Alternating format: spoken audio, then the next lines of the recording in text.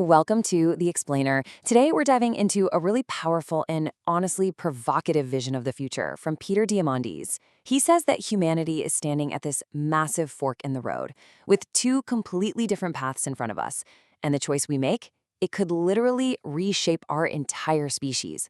So, what are these paths? And maybe more importantly, which one are we headed down? Let's get into it. So, Diamandis kicks things off with a pretty intense warning. He believes the single biggest threat we're facing right now isn't what you'd expect. It's not a new virus, it's not some runaway AI, it's our own mindset.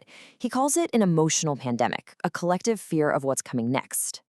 And, this is a really big deal. Because if you think about it, fear is probably the worst state of mind to be in when you're facing these giant technological shifts that are, well, they're already here. It just makes us shut down, it paralyzes us, right? We miss out on all the opportunity. So the big question is, where does all this fear actually come from? This is where he frames our current moment. He sees it as this critical decision point. The future, he says, isn't just this thing that's going to happen to us. No way. It's something we actively choose. And the path we end up on will be decided by our collective actions, which in turn are shaped by the stories we tell ourselves. So, what stories are we consuming? According to Diamandis, the answer is literally all around us. It's in the movies we watch, the shows we binge, the books we read. And it is having this huge, profound impact on our collective psyche. And this slide just lays it out so clearly, doesn't it? For years, decades, our most popular stories have been, well, dystopian, full of killer robots, tech gone wrong. You know the vibe, the Terminator, Black Mirror. These stories all paint a picture where technology is the enemy, something to be afraid of. And that's such a complete 180 from the hopeful visions from a generation ago, like Star Trek, which showed humanity and technology as partners, working together to solve huge problems and explore the stars. Okay, so he's not just complaining about the problem, he's actually trying to fix it. He's launched an XPrize competition to fund and create new, positive stories, basically to find the next Star Trek. The whole goal is to build an engine for positive storytelling, to flood our culture with visions of a future we actually want to create. So, changing our collective story, that's the big picture solution. But what about on a personal level? What can you and I actually do? Diamandis argues that the most critical tool any of us have for navigating this tsunami of change is our own mindset. And this is so key. He says your mindset is the most valuable asset you have. Seriously, it's more important than your money, your connections, or any tech you use. And it's not fixed. You are actively training your own brain every single day with the information you consume. So just take a second to think about it. What kind of mindset are you building for yourself? For the age of AI, which we're deep in now, he highlights two mindsets that are absolutely essential. First, a curiosity mindset. See AI as a tool that's happening for you, not to you. It's like an infinitely patient teacher that can help you learn anything. Second, a purpose-driven mindset. You've got to figure out your why, that thing that gets you up in the morning, and then use AI as rocket fuel to go after it.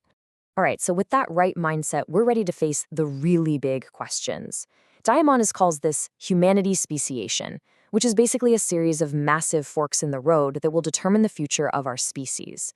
We're talking about choices that will define what it even means to be human for centuries to come. And the first choice? It's happening right now, today. Are you a consumer or are you a creator? Are you going to sit back and passively consume whatever AI and other tech serves up? Or are you going to wake up every day and use these incredible tools to build something, to design something, to solve problems? The next fork? Wow, it gets even more profound. Radical life extension. Diamandis is citing experts who believe that AI-driven breakthroughs in biology could let us double the human lifespan within a decade. This isn't science fiction anymore, folks. It's a real possibility. And it forces us to confront some fundamental questions about our own mortality. And the choices just get bigger and bigger. Will we stay on Earth, or will we expand into the cosmos? And then, maybe the most sci-fi question of all, will we choose to upload our consciousness, becoming digitally immortal? These aren't just fun thought experiments. They are plausible futures right on the horizon. So what's the payoff for choosing this path of creation and optimism? Diamandis paints a picture of a future that's not just better, he calls it Automagical, a future where technology works for us in ways we can barely even imagine today. Just try to imagine a world where your own personal AI anticipates your needs so perfectly that life just feels seamless. The world literally begins to conform to you, instead of you constantly having to adapt to its technology and its limitations. So, this gives us a little glimpse into what that automagical life could be. Picture this. You walk out your door, and a self-driving car is already waiting, perfectly timed to your schedule. Your AI is like a personal health coach 24/7, monitoring your body and ordering food tailored just for your needs. It orders clothes that fit you perfectly, every single time. And as you walk down the street, your glasses could overlay what that exact spot looked like 100 years ago.